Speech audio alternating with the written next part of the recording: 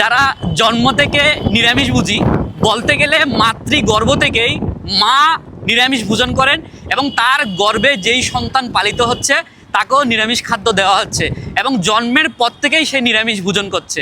তাদের শরীরে কি প্রোটিন, আয়রন, অ্যামাইনো অ্যাসিড এই সমস্ত কিছু ভিটামিনের কমতি রয়ে গেছে? ডিম ডিম ডিম, তারপর কি অবস্থা বলুন সকলের? ডিম নিয়ে তো বাংলায় বলতে গেলে একেবারে লঙ্কাকাণ্ড হয়ে যাচ্ছে।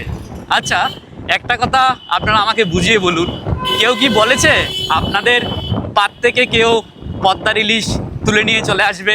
কেউ কি বলেছে চিকেন কষা, মাটন কষা, চিংড়ির মালাইকারি পাত থেকে গিয়ে তুলে নিয়ে চলে আসবে? কে কি খাবে না খাবে সেটি কি কেউ ঠিক করে দিতে পারবে, নির্ধারণ করে দিতে পারবে? এটি যার যার ব্যক্তি স্বাধীনতা।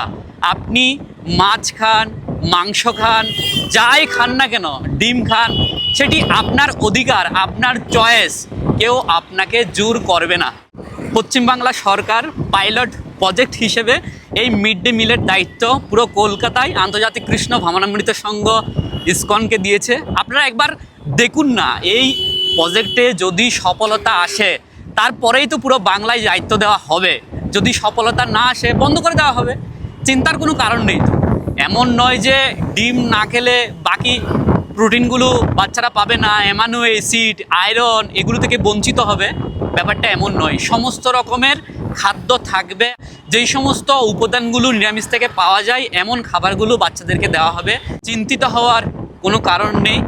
বাচ্চারা যদি সন্তুষ্ট না হয়, বাচ্চারা যদি বলে যে খাবার ঠিক নেই, পরিষ্কার পরিচ্ছন্ন নেই, স্বাদ নেই, তখন আপনারা কমপ্লেনগুলো তুলবেন।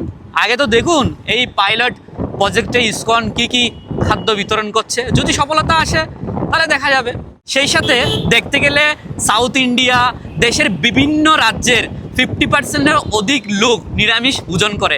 তাদের শরীরে কি ভিটামিনের অভাব রয়েছে, অ্যামাইনো অ্যাসিডের অভাব রয়েছে, তাদের শরীরে কি প্রোটিনের অভাব রয়েছে?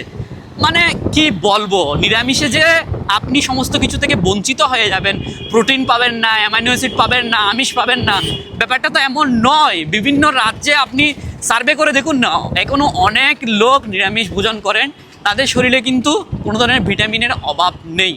আশা করি আপনারা বিভ্রান্তি ছড়াবেন না।